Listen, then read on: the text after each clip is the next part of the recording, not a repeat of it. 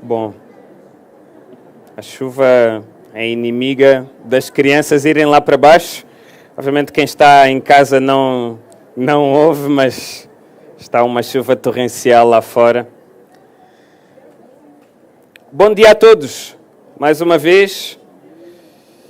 E vamos continuar o estudo da segunda carta aos Tessalonicenses. Por isso, vamos abrir em 2 aos Tessalonicenses. Depois de, na semana passada, termos estudado o capítulo 1 juntos, hoje vamos debruçar-nos em 2 aos Tessalonicenses, capítulo 2, e vamos estudar somente dos versículos 1 ao 6. 2 aos Tessalonicenses 2, 1 a 5, na verdade. 1 a 5, tá bom? Eu sei que foi enviado até nas redes sociais, que era do 1 ao 6. Vamos meditar apenas dos versículos 1 ao 5 esta manhã. Tá bom? Antes de lermos a palavra de Deus, eu não sei se vocês se lembram, para aqueles que estão mais lembrados, do ano de 2012. Tá bem? Talvez de forma pessoal vocês tenham alguma lembrança de algum acontecimento, algum marco que aconteceu nesse ano de 2012. O ano de 2012 foi um ano interessante porque surgiram algumas notícias logo ali no início do ano de que o mundo ia acabar. Não sei se lembram disso. Saíram várias notícias na altura, aqueles que estão lembrados, talvez os mais novos aqui não se lembrem, mas que em 2012 disseram que no dia 21 de dezembro de 2012, talvez agora se lembram, que o calendário maia iria terminar e depois surgiram os rumores de que iria acontecer algo ao mundo, o mundo iria acabar. Especulações sobre o que significaria e até como iria acontecer o fim do mundo.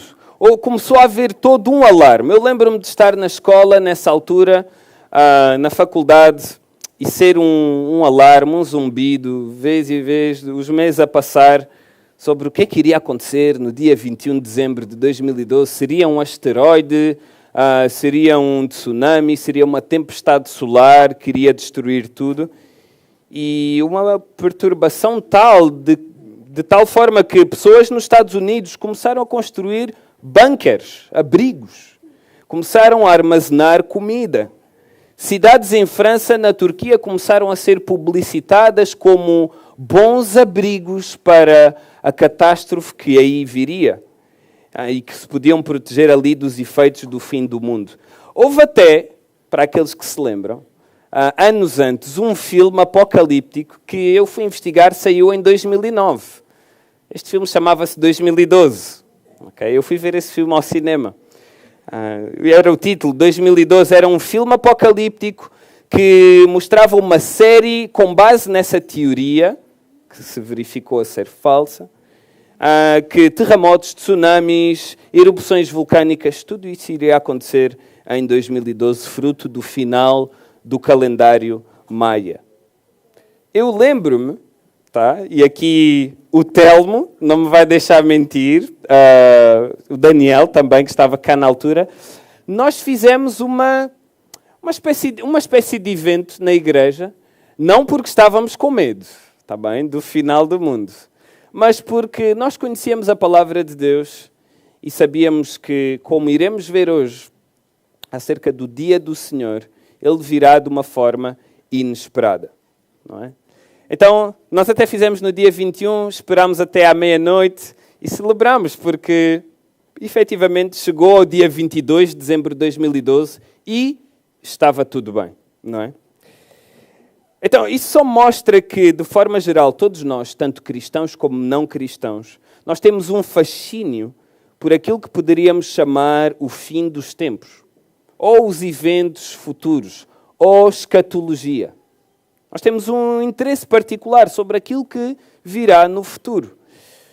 Mas nós, Igreja de Jesus Cristo, o povo de Deus, devemos dar graças a Deus, porque é a palavra de Deus que dá respostas claras em relação ao que irá acontecer no futuro. Na verdade, é a única fonte confiável para sabermos o que irá acontecer no futuro. Bom, por isso vamos confiar nela para desmistificar aquilo que é o dia do Senhor através de 2 Tessalonicenses 2, versículos 1 a 6. Então, o título do sermão esta manhã é Desmistificando o Dia do Senhor. Desmistificando o Dia do Senhor, e por meio da palavra de Deus vamos então responder a algumas perguntas, fazer alguns esclarecimentos em relação a este evento futuro.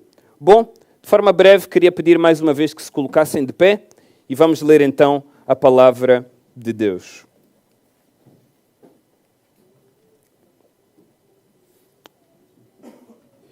Diz assim, segundo aos Tessalonicenses 2:1, Irmãos, no que diz respeito à vinda de nosso Senhor Jesus Cristo e à nossa reunião com Ele, nós vos exortamos a que não vos demovais da vossa mente com facilidade, nem vos perturbeis, quer por espírito, quer por palavra, quer por epístola, como se procedesse de nós, supondo ter chegado o dia do Senhor. Ninguém de nenhum modo vos engane, porque isso não acontecerá sem que primeiro venha a apostasia e seja revelado o homem da iniquidade, o filho da perdição, o qual se opõe e se levanta contra tudo o que se chama Deus ou é objeto de culto, a ponto de assentar-se no santuário de Deus, ostentando-se como se fosse o próprio Deus. Não vos recordais de que ainda convosco eu costumava dizer-vos estas coisas? Até aqui a palavra de Deus. Podem sentar-se, amados. Então nós vimos e começamos o estudo da segunda carta aos Tessalonicenses a semana passada, onde a igreja de Tessalónica foi exortada pelo apóstolo Paulo, no capítulo 1, como vimos, a viver uma fé digna da glória de Jesus, à luz do encontro futuro com Jesus Cristo. Foi também exortada a viver esta fé digna da glória de Jesus e a perseverar, olhando para a eternidade, a perseverar no presente.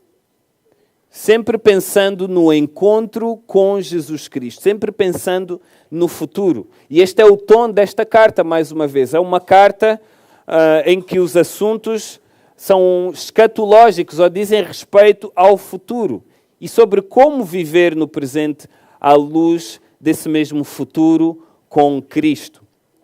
Não é?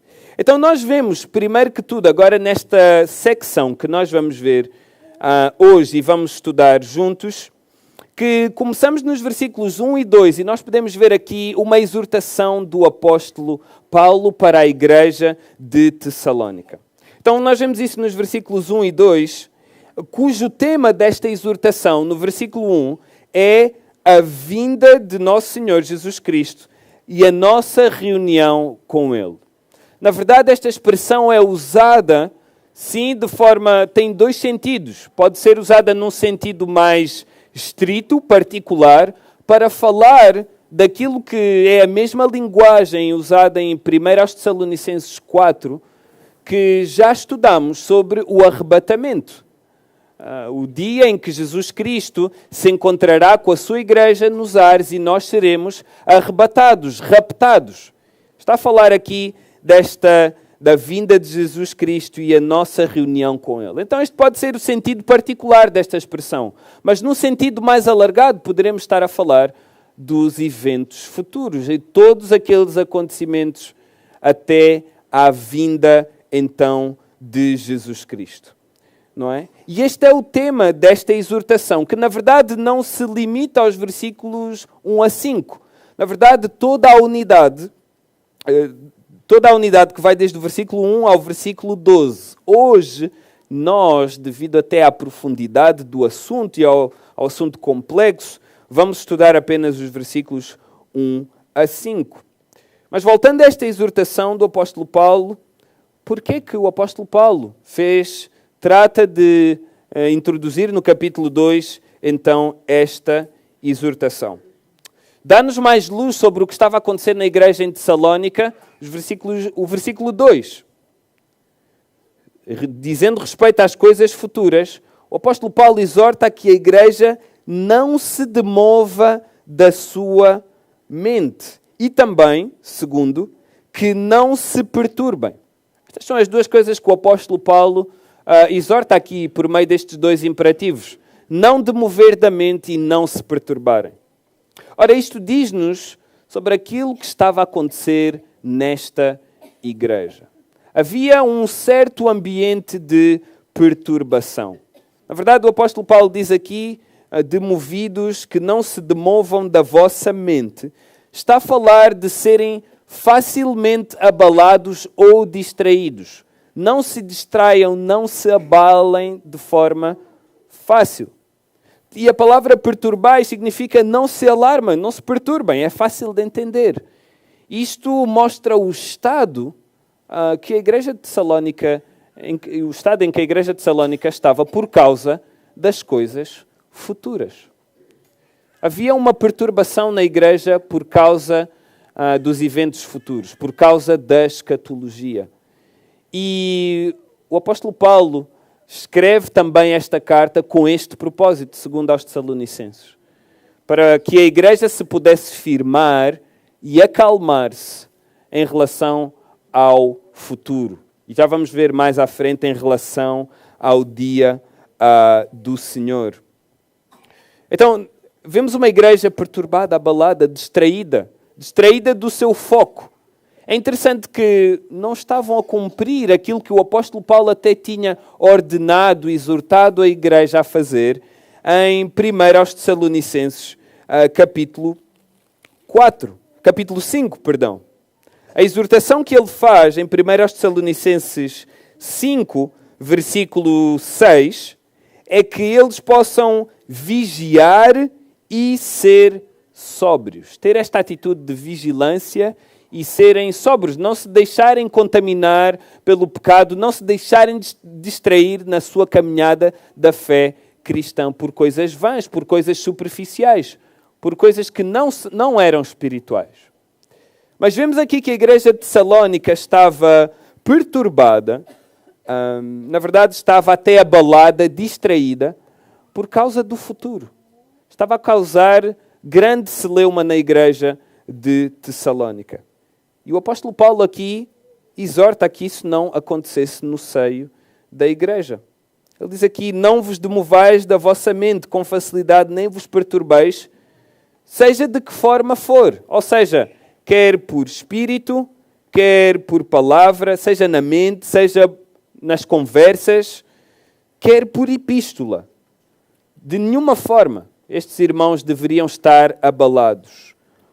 Como se procedesse de nós. Então está a dizer, na verdade, o motivo da vossa distração, da vossa inquietação, não foi a epístola que nós escrevemos, não são as nossas palavras, não deveriam ser as nossas palavras a causar isso mesmo.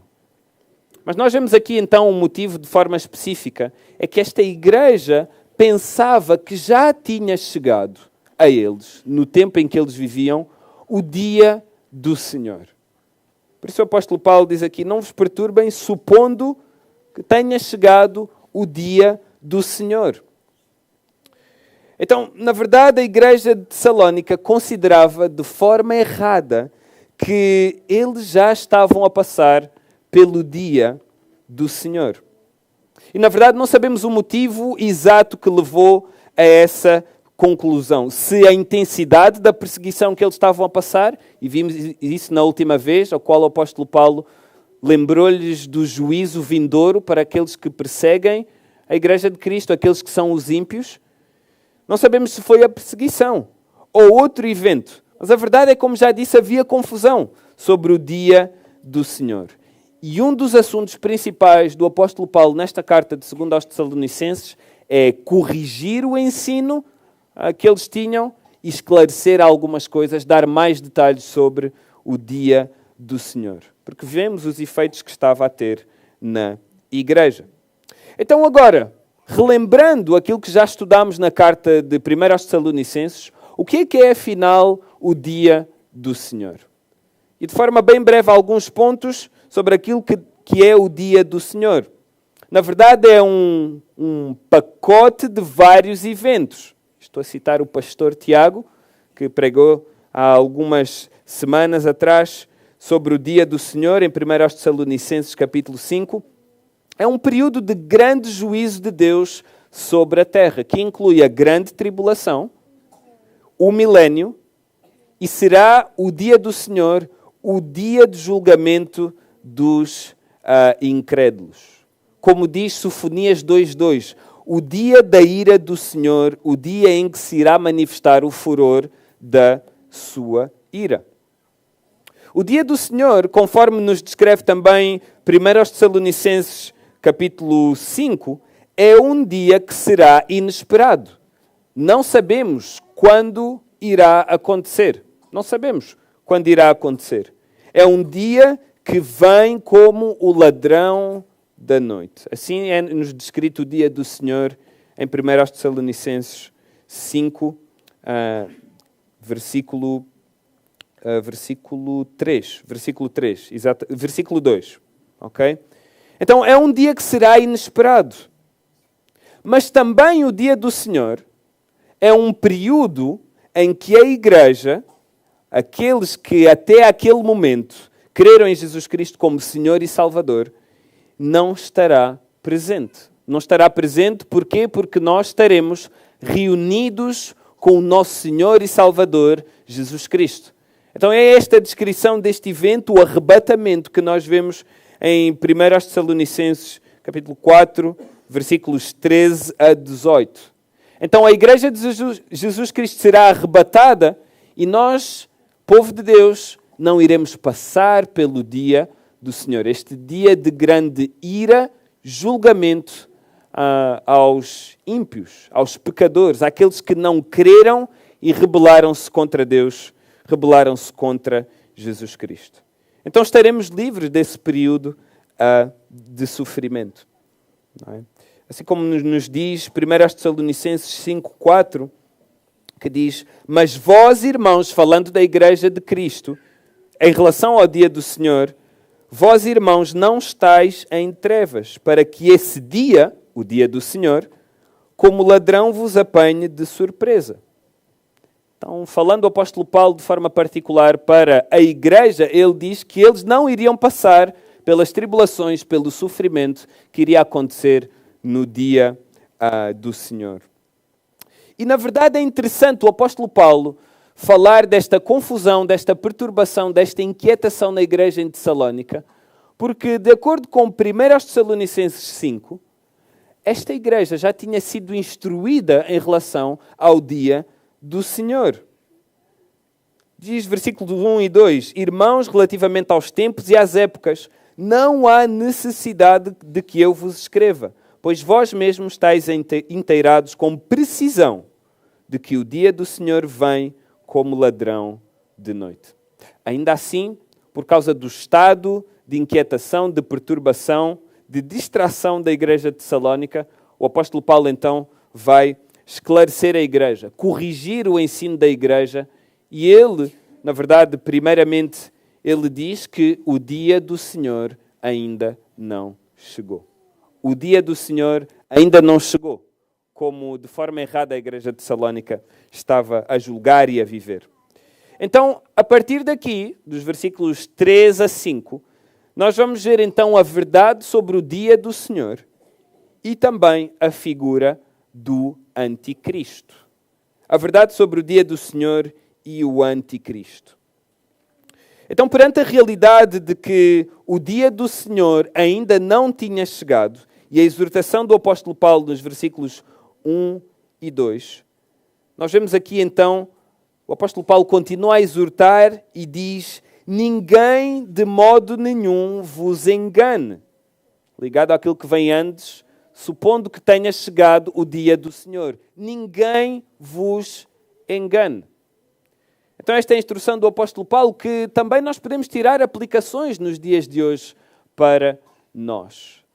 Então, já mencionei que, na verdade, há um fascínio nosso pelos eventos futuros. Tudo aquilo que diz respeito à escatologia é um fascínio para nós. Mas há um grande perigo nos nossos tempos, nos dias de hoje. É efetivamente por causa da inúmera fonte de informação que nós temos acesso no YouTube, artigos na internet, de quaisquer fontes, há o perigo de nós sermos enganados, de nós termos uma interpretação errada daquilo que é o dia do Senhor. Então, isto traz uma aplicação para nós, que em todas as coisas, inclusive em relação às coisas futuras, nós devemos observar todas as coisas à luz da palavra de Deus, que tem todas as coisas que dizem respeito à vida e à piedade. A palavra de Deus fala-nos também sobre os eventos futuros e é a única fonte confiável que nós temos para tal. Então, irmãos, não nos enganemos. Obviamente temos de ser criteriosos na nossa pesquisa. Se nós temos dúvidas sobre aquilo que virá no futuro, ir ao YouTube é bom, mas com um bom filtro. E o filtro é a palavra de Deus. Não é? De Gênesis a Apocalipse. Não é? Então temos que ter cuidado e não sermos enganados por até falsos mestres. Pessoas que prometem coisas em relação ao futuro que, na verdade, não estão na palavra de Deus. Então, irmãos, não deixem que vos enganem em relação ao futuro, mas que possam observar tudo pela lente da palavra de Deus. Em relação ao dia do Senhor, o apóstolo Paulo vai dar agora aqui alguns eventos, tá bem, que fazem parte do dia do Senhor, ou eventos sem os quais o dia do Senhor não acontecerá. Tá bom? Melhor dizendo. Tá? Obviamente o dia do Senhor como um pacote de eventos. Então, a primeira coisa que terá que acontecer para que esse juízo de forma intensa venha sobre a terra, juízo, mais uma vez, e saliento isto, juízo pelo qual a Igreja de Cristo não irá passar porque será arrebatada. Nós vemos aqui que isto não acontecerá, continua o versículo 3, isto não acontecerá sem que primeiro venha a apostasia. Este é o primeiro requisito para o dia do Senhor, a apostasia. E o que é a apostasia?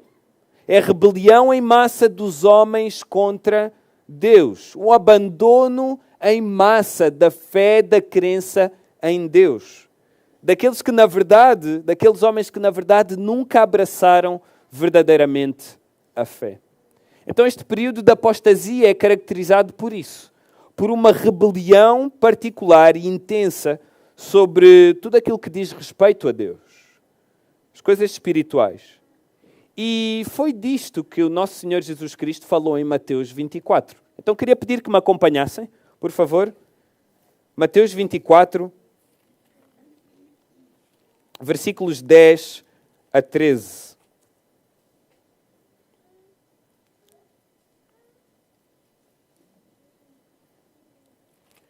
Mateus 24, versículos 10 a 13, que diz: nesse tempo, está a falar dos últimos dias, muitos hão de se escandalizar, trair e odiar uns aos outros. Levantar-se-ão muitos falsos profetas e enganarão a muitos. E, por se multiplicar a iniquidade ou o pecado, o amor se esfriará de quase todos. Aquele, porém, que perseverar até ao fim, esse será salvo. Então, este período da apostasia será um período particular na história da humanidade, que de forma nunca antes vista, os homens irão rebelar-se contra Deus. Vemos aqui que, na verdade, o pecado irá proliferar de uma forma que nunca vimos. Então imaginem, basta só ir às notícias, abrir as nossas redes sociais, ver artigos na internet. Na verdade só há más notícias, misérias. Nós vemos o fruto da impiedade do homem. Basta assistir o noticiário agora a seguir à 1 da tarde. Nós iremos ver o quão pecaminoso, quão mau é o homem. É triste pensar que este período de apostasia, antes do dia do Senhor, será ainda mais intenso. Ainda mais intenso. Irá haver uma rebeldia maior contra Deus. Uma rebeldia maior sobre aquilo que diz respeito a Deus. Essa é a marca já deste mundo, que rejeita a Deus, não considera as coisas de Deus, não as cogita, mas este período de apostasia será de maior intensidade ainda, para que se cumpra aquilo que Jesus Cristo está aqui a declarar em Mateus 24. Então, primeiro, o dia do Senhor não virá sem vir a apostasia. Mas, segundo, ou ainda antes, só dizer aquilo que diz também 1 Timóteo 4, 1 e 2. Não precisam de abrir, falando da apostasia. Diz, ora, o Espírito afirma expressamente que nos últimos tempos alguns apostatarão da fé, por obedecerem a espíritos enganadores e a ensinos de demónios, pela hipocrisia dos que falam mentiras e que têm cauterizada a própria consciência. Consciência cauterizada em relação às coisas espirituais. O coração será duro. Como diz Mateus 24, o amor se esfriará e o pecado irá proliferar no mundo, nesse tempo, antes que venha o dia do Senhor. Então a primeira marca, o primeiro sinal é a apostasia. Segundo sinal, nós vemos aqui, voltando agora para 2 aos Tessalonicenses, capítulo 2, no versículo 3, nós vemos também a segunda figura. Isto não acontecerá sem que primeiro venha a apostasia e seja revelado o homem da iniquidade, o filho da perdição. Então, na verdade, vamos passar os próximos minutos a ver pela palavra de Deus e em várias passagens quem é este homem da iniquidade, quem é este filho da perdição. Na verdade, este é um homem que irá surgir, é um homem literal, um homem de carne e osso, que irá surgir para comandar esta mesma apostasia, para comandar esta mesma rebelião desde a grande tribulação, na qual a igreja não irá estar. O povo de Deus não irá estar. Mas este homem, o homem da iniquidade, o filho da perdição, irá comandar então esta rebeldia, esta apostasia contra Deus. Está bem? É aquele que é chamado do anticristo. Homem da iniquidade, o filho da perdição, anticristo, a besta, são todas referências a este homem que virá. Este homem vai ter autoridade. Este homem, o anticristo, eu agora daqui para a frente vou chamar por anticristo, este homem ele vai ter autoridade na terra. Então agora vamos abrir no livro do profeta Daniel, tá bom? Vamos abrir em Daniel, nós vamos andar entre Daniel e o livro de Apocalipse. Então vamos abrir em Daniel, no Antigo Testamento.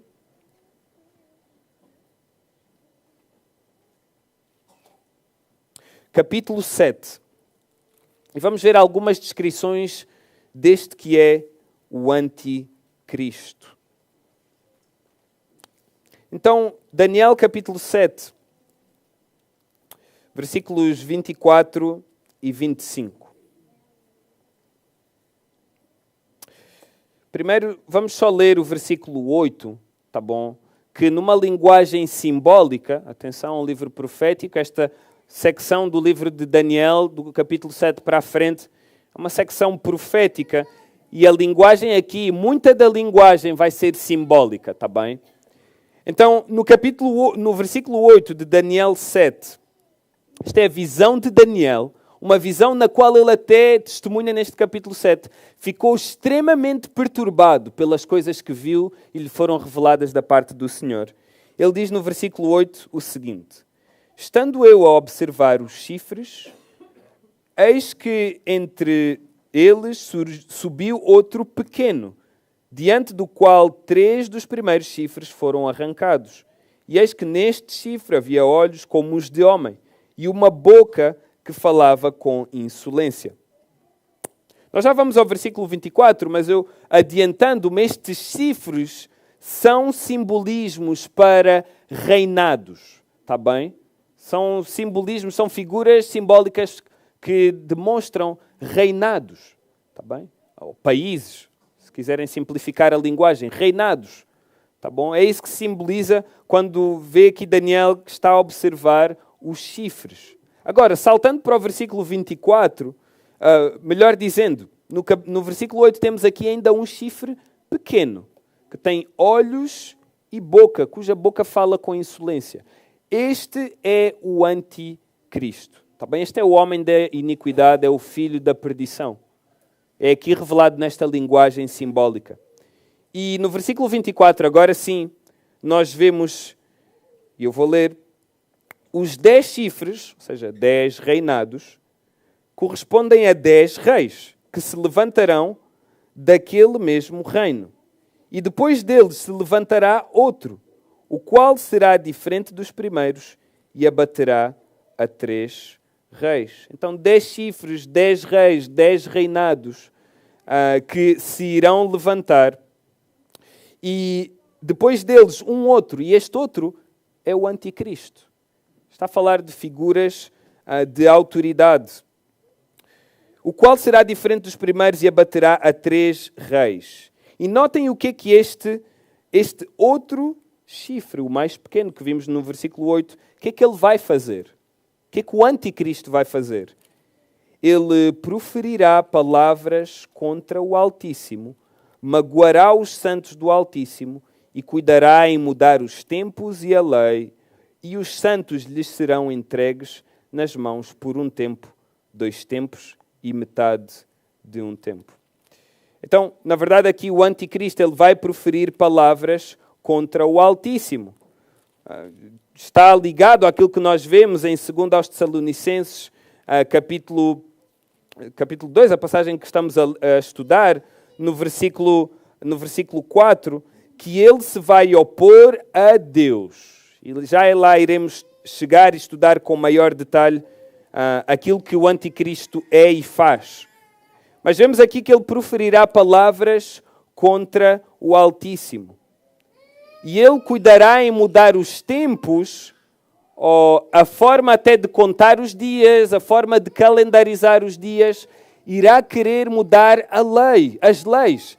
Ele quererá subverter todas as coisas. Não é interessante pensar que, por exemplo, de forma geral, o calendário até é dividido por antes de Cristo e depois de Cristo. Sabemos que há algumas culturas que seguem outro calendário diferente. Bom, é este tipo de coisas que o anticristo, no tempo da grande tribulação, irá querer subverter. Não é? Os tempos, as leis, a ordem, é isto que o anticristo virá fazer em rebelião contra Deus. Então ele será uma figura de autoridade. Também o anticristo, ele, voltando agora para 2 aos Tessalonicenses 2, ele será alguém que se vai opor e levantar contra tudo o que se chama Deus ou é objeto de culto, a ponto de assentar-se no santuário de Deus. Então é alguém que se vai rebelar contra Deus. Vai querer clamar a adoração para Ele mesmo. É isto que este homem munido de autoridade até de certa forma política, vai querer fazer. Vai clamar adoração para Ele mesmo. Onde é que nós vemos isso? Nós podemos ir a, por exemplo, Apocalipse 13. Vamos abrir em Apocalipse, capítulo 13. Sei que vamos andar a saltar de livro em livro, mas é para termos uma compreensão em vários textos da revelação progressiva de Deus na sua palavra em relação ao anticristo. Então, Apocalipse 13, versículo 5 e 6, diz o seguinte: foi-lhe dada uma boca que proferia arrogâncias e blasfémias e autoridade para agir 42 meses, ou seja, 3 anos e meio. Lembram-se de Daniel? Talvez passei por cima um tempo, 2 tempos e um tempo. Um tempo, 2 tempos e meio tempo. Está a falar de 3 anos e meio. Está bem? Corresponde a metade da grande tribulação de 7 anos, que equivale exatamente a 42 meses. Então vemos aqui o período temporal de ação particular, inicial, do Anticristo. Então vemos aqui, falando do clamar adoração para ele mesmo, vemos aqui que ele foi-lhe dada uma boca para proferir arrogâncias e blasfémias contra Deus, para lhe difamar o nome e difamar o tabernáculo, a saber, os que habitam no céu. Então vemos aqui esta figura que no versículo 8 continua e dá mais luz sobre esta adoração. E adorá-la-ão todos os que habitam sobre a terra, aqueles cujos nomes não foram escritos no livro da vida do Cordeiro que foi morto desde a fundação do mundo. Então nós vemos aqui quem é que irá adorar o Anticristo. Todos aqueles que não são salvos, que de certa forma também naquele tempo se irão rebelar contra Deus. Este é o Anticristo. Anticristo, conforme o apóstolo João o chama em 1 João 2, 18 a 19 e 22 também. Que vem o Anticristo, diz o apóstolo João. Então já vemos que terá autoridade, irá clamar adoração para ele mesmo e irá assentar-se no santuário de Deus. Continua a descrever-nos, segundo as Tessalonicenses, versículo 4. Deixem uma marca em Apocalipse 13, mas vamos outra vez para Daniel, capítulo 9. Está bem? Prometo que é a última passagem que iremos abrir para além do Apocalipse. Ele irá sentar-se no santuário de Deus. É interessante esta expressão descrita aqui pelo apóstolo Paulo em relação ao Anticristo. Daniel 9, 27. Diz ele, falando do homem da iniquidade, do Anticristo, fará firme aliança com muitos. Então é alguém que vai ter poder político, vai ter autoridade, até influência sobre as nações, sobre os governantes das nações. Ele fará firme aliança com muitos por uma semana. Na metade da semana, fará cessar o sacrifício e a oferta de manjares. Sobre a asa das abominações virá o assolador, até que a destruição que está determinada se derrame sobre ele. Então, de certa forma, no futuro irá haver um novo templo, irá haver adoração a Deus nesse mesmo templo, e o Anticristo fará cessar esses sacrifícios a Deus, esses gestos de adoração a Deus no templo. E ele quererá, mais uma vez, clamar adoração para ele mesmo, assentar-se no santuário de Deus. Continuando, a passagem em 2 Tessalonicenses diz, ostentando-se como se fosse o próprio Deus. Ostentando-se como se fosse o próprio Deus. Este é o espírito de Satanás, na verdade. Este é o espírito de Satanás, como é declarado acerca dele em Isaías 14, versículos 13 a 14. Tu dizias no teu coração, eu subirei ao céu. Acima das estrelas de Deus exaltarei o meu trono e no monte da congregação me assentarei, nas extremidades do norte. Subirei acima das mais altas nuvens e serei semelhante ao Altíssimo. Este é o espírito do Satanás que irá governar então o Anticristo. Ele fará estas coisas, iremos ver isto na próxima semana, na continuação da passagem. Ele irá fazer estas coisas não diretamente a mando de Satanás, mas no espírito dele, governado por ele, de certa forma. Então, este é o espírito de Satanás que governa o Anticristo, que clamará adoração para ele mesmo, julgar-se-á pela sua atitude orgulhosa como o próprio Deus. Como o próprio Deus. Vamos abrir em Apocalipse 13, mais uma vez.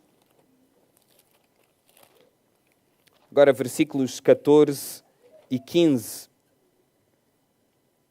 O que é que ele vai fazer? A influência que ele terá nesta terra, neste tempo de tribulação, o qual a igreja não estará presente.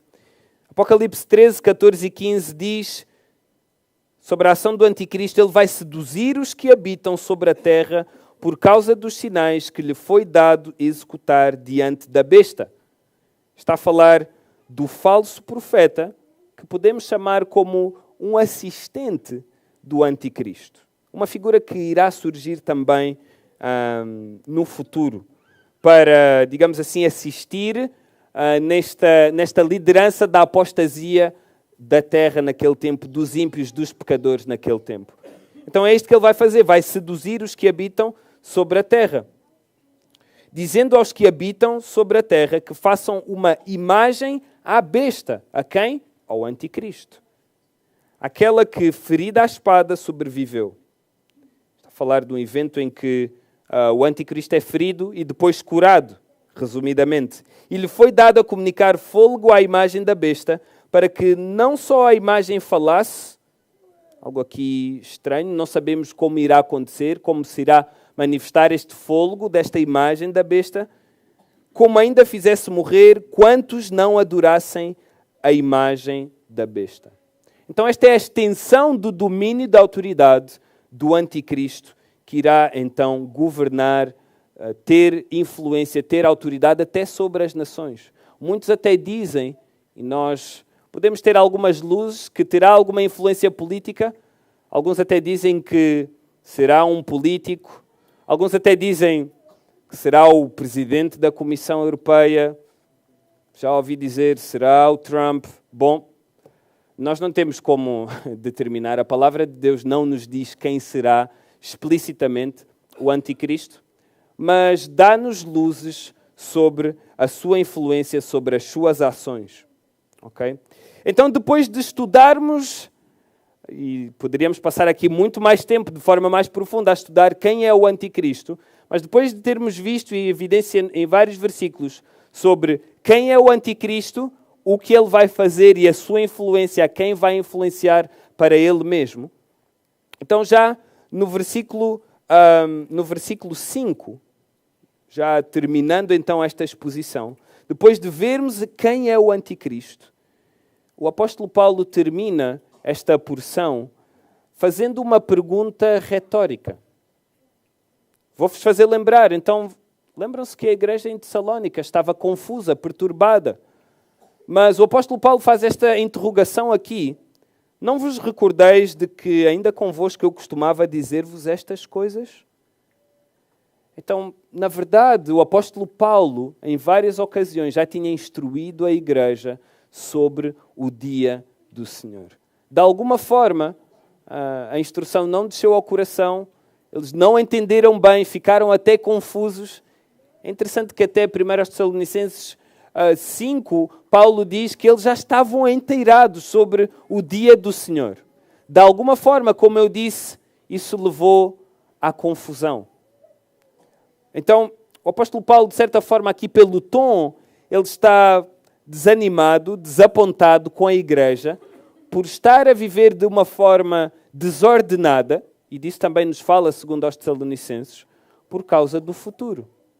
De forma perturbada por causa do dia do Senhor. Não vos recordais de que ainda convosco eu costumava dizer-vos estas coisas? Então isto fala-nos da importância que nós devemos dar à palavra de Deus e meditar nela dia após dia após dia. Pode parecer simples, mas de alguma forma a igreja em Tessalónica descurou o ensino do apóstolo Paulo, e isso levou à confusão. Então, nós, como povo de Deus, nós devemos ser o povo da palavra, a coluna e baluarte da verdade. E nos tempos de confusão, talvez confusão, conflito, nós, na verdade, devemos fazer uso daquilo que é a santa palavra, inspirada por Deus, para que nós possamos viver a injustiça neste mundo. E não vivermos perturbados, abalados, distraídos em relação às coisas espirituais, às coisas do futuro. devemos fazer uso da palavra de Deus em momentos de crise, em momentos de perturbação. E, já terminando, na verdade, não só devemos viver pela verdade. Esta é uma das aplicações que devemos tirar deste texto. Lembrando a igreja em Tessalónica, a sua confusão, o esclarecimento do apóstolo Paulo em relação às coisas futuras. Na verdade, nós devemos viver pela verdade. Nós devemos ser sóbrios e vigilantes. Não nos devemos abalar por medo de coisa alguma, mas devemos firmar a nossa esperança na palavra e naquilo que Deus revela para nós sobre aquilo que irá acontecer, até no futuro. Então somos, na verdade, como eu disse, nós somos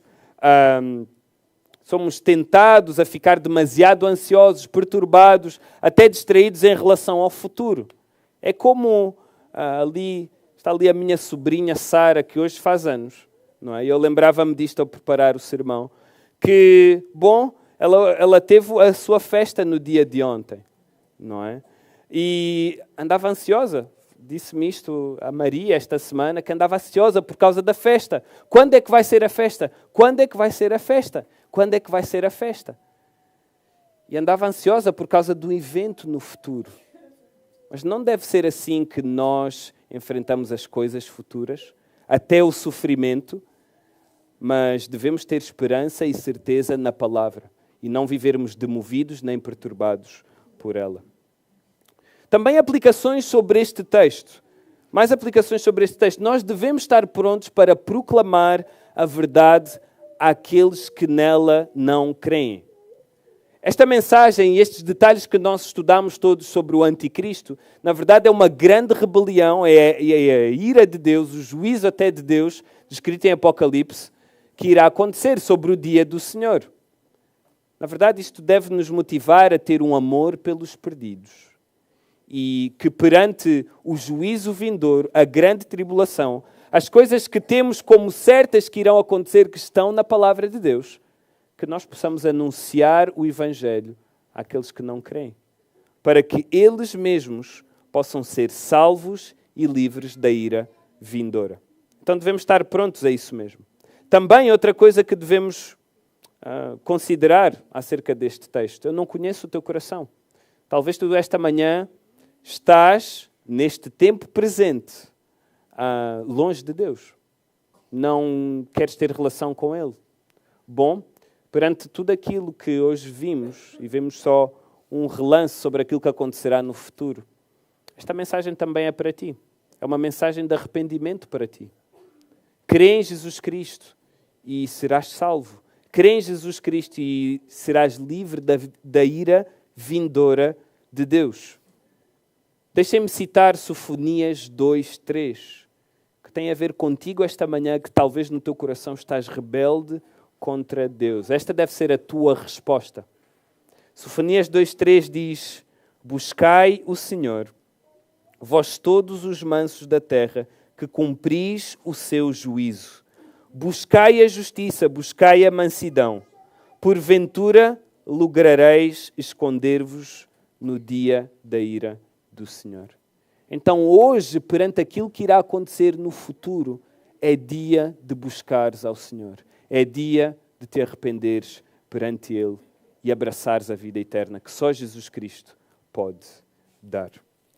Então nós vimos algumas coisas sobre o dia do Senhor, desmistificamos alguns mitos sobre o dia do Senhor e iremos continuar, pela graça de Deus, na próxima semana e sermos edificados sobre aquilo que irá acontecer no futuro.